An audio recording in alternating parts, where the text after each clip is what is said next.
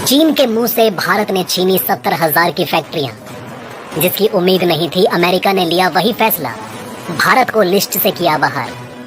दोस्तों, अभी एक दिन पहले ही काफी सारे चैनल्स पर यह खबर देखने को मिली थी कि अमेरिका का भारत को लेकर रुख बदल चुका है।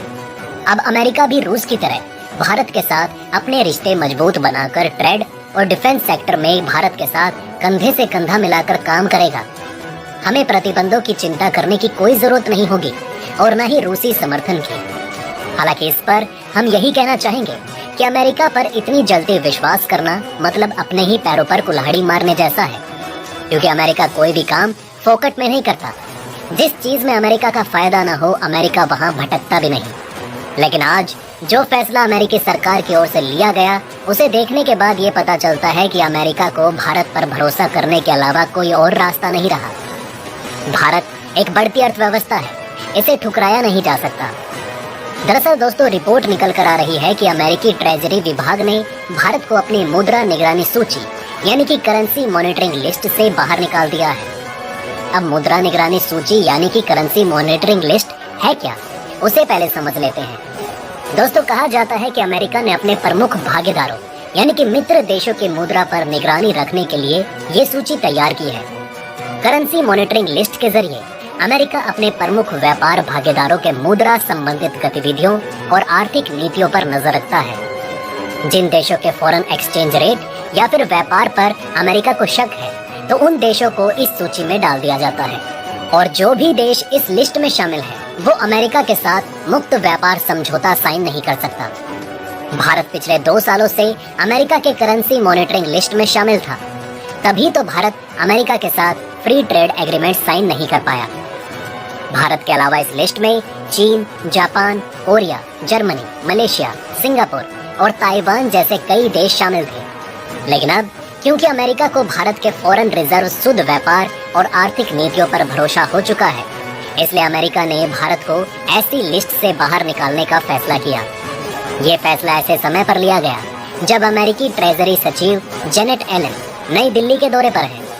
अपने दौरे पर उन्होंने वित्त मंत्री निर्मला सीतारमण जी के साथ मुलाकात करके यूएस इंडो ट्रेड संबंधी वार्ता भी की। कुछ सलाहकारों का तो ये भी मानना है कि भारत का इस लिस्ट से बाहर निकलना ये दर्शाता है कि अमेरिका का भारत पर भरोसा बढ़ रहा है और अब अमेरिका के साथ मुक्त व्यापार करने में भारत को कोई दिक्कत नहीं आएगी।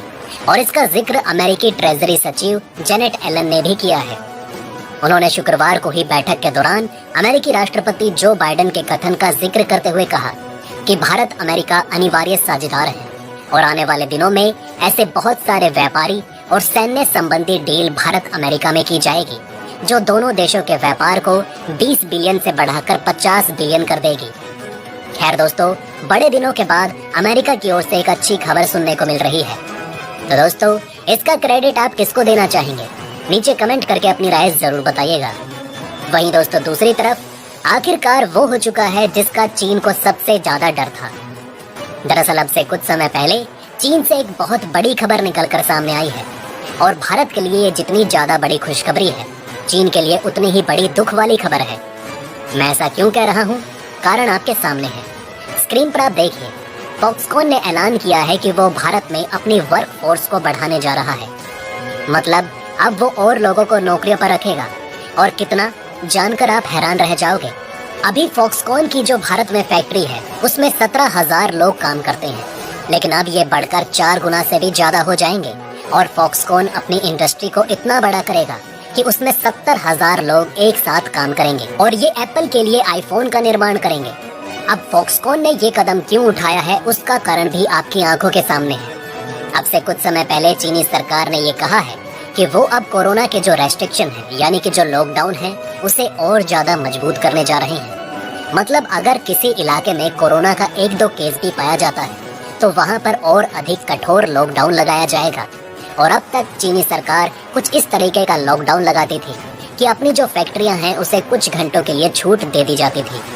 लेकिन चीनी सरकार का कहना है कि इस छूट की वजह से भी कोरोना बहुत तेजी से फैल रहा है, इसलिए अब कंप्लीट लॉकडाउन लगाया जाएगा, यानी कि जो फैक्ट्रियां हैं वो काम नहीं कर पाएंगी। इसलिए फॉक्सकॉन ने यह ऐलान किया है कि चीन के अंदर जो उनके प्लांट हैं, जो फैक्ट्रियां हैं जहां पर आईफोन, आईपैड या एप्पल के लैपटॉप का निर्माण किया जाता है, अब वो भी भारत शिफ्ट कर दिए जाएंगे, क्योंकि भारत के अंदर जो उन्होंने छोटा प्लांट लगाया जिसमें 17,000 लोग काम करते हैं, उसको लेकर फॉक्सकॉन का एक्सपीरियंस आउटस्टैंडिंग रहा है। क्योंकि सरकार, राज्य सरकार और जितने भी प्रशासनिक अधिकारी हैं, सबने फॉक्सकॉन का अच्छे से साथ दिया है, उनकी परेशानियों को अच्छे से हल किया है। इसलिए फॉक्सकॉन अब भारत के अंदर बहुत ही एग्रेसिव तरीके से एक्सपेंशन करेगी, बड़े बड़े प्लांट लगाएगी और भी ज़्यादा लोगों को हायर करेगी नौकरियों के लिए। और ये भारत के लिए बहुत बड़ी खबर है, क्योंकि इससे न सिर्फ भारत में रोजगार बढ़ेगा, बल्कि जब ये आईफोन बनकर भारी मात्रा में एक्सपोर्ट होंगे तो सरकार को टैक्स कलेक्शन भी होगा। इसके अलावा हमारा एक्सपोर्ट भी तेजी से बढ़ेगा। वहीं दोस्तों आपको बता दूं कि ऐसा नहीं है, सिर्फ फॉक्सकॉन ही चीन छोड़कर आने वाली है। अब चीनी सरकार ने जो ऐलान किया है, उससे जो और दूसरी मैन्युफैक्चरिंग कंपनियां हैं, खास करके जो फ्रेशर इंडस्ट्री है, वो भी भारत शिफ्ट होने के लिए पूरे तरीके से तैयार है। और ये उन लोगों के लिए करारा जवाब है जो अब से 6-7 महीने पहले कहते थे कि चीन से कंपनियां जाएंगी तो जरूर, लेकिन भारत नहीं आएंगी। वो जा रही हैं वियतनाम और इंडोनेशिया, भारत कोई नहीं आने वाला। ऐसे में ये खबर उनके लिए करारा जवाब है। और आपको बता दूं कि चैनल को सब्सक्राइब करके रखना, क्योंकि आने वाले समय में ऐसी ढेर सारी खबर चीन की ओर से आने वाली है। क्योंकि चीन में एक बार फिर तीसरी बार शी जिनपिंग राष्ट्रपति के पद पर काबिज हो चुके हैं, और उनकी रणनीतियों के बारे में तो आपको पता ही है। और दोस्तों आपको क्या लगता है कि जब तक चीन के पद पर शी जिनपिंग काबिज रहेंगे, क्या भारत के पास अर्थव्यवस्था को मजबूत करने का और दुनिया में महाशक्ति बनने का एक सुनहरा मौका है? दोस्तों आपको क्या लगता है, कमेंट करके अपनी राय जरूर बताइए।